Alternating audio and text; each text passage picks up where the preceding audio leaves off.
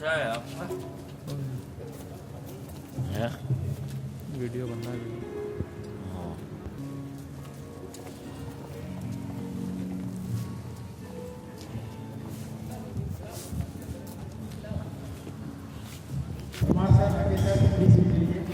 Yes, आ रहे हैं हमारे। Please be seated.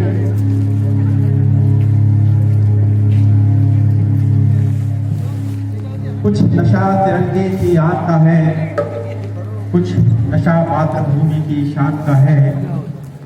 हम लहराएंगे हर जगह ये तिरंगा, है ये नशा हिंदुस्तान की शान का है। This blissful morning in the celebration of our 72nd Republic Day. Have arrived. Please be seated.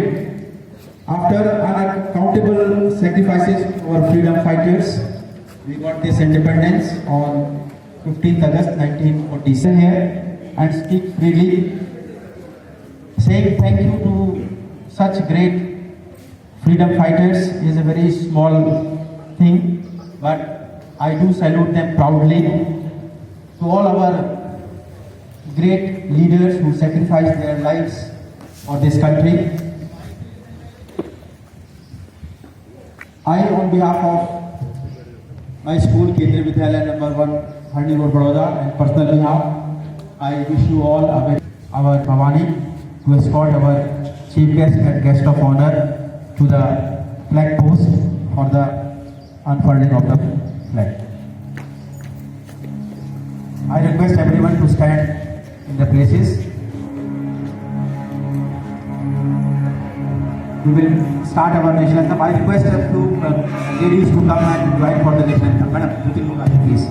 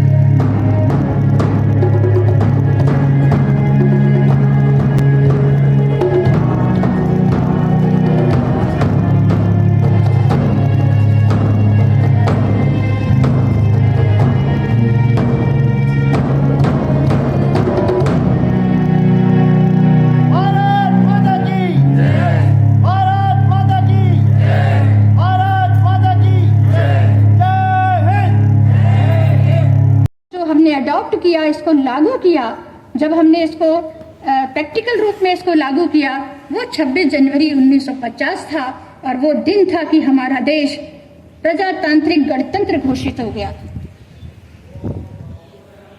साथियों, मैं बहुत अपने को भाग्यशाली समझती हूँ कि मैं इस गणतंत्र दिवस पर संबोधन करने के लिए अपने साथियों को यहाँ उपस्थित हूँ, क्योंकि हम जानते हैं ये पिछला वर्ष चुनौतियों से पूर्ण था।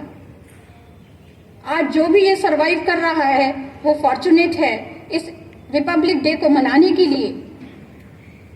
जब जनवरी 2020, फरवरी, मार्च का महीना, शायद हमने अपने जीवन में कभी सोचा भी नहीं था कि वो महीने इतने डर लेकर इतना आतंकित करेंगे हमको कि हम किसी भी चीज को छूने से डर रहे हैं। हमारे दिमाग में एक अजीब सी बेचैनी काम कर रहे हैं, तो भी तनाव में है। तो वो समय हमने गुजारा और उसमें बहुत लोगों की जानें चली गई।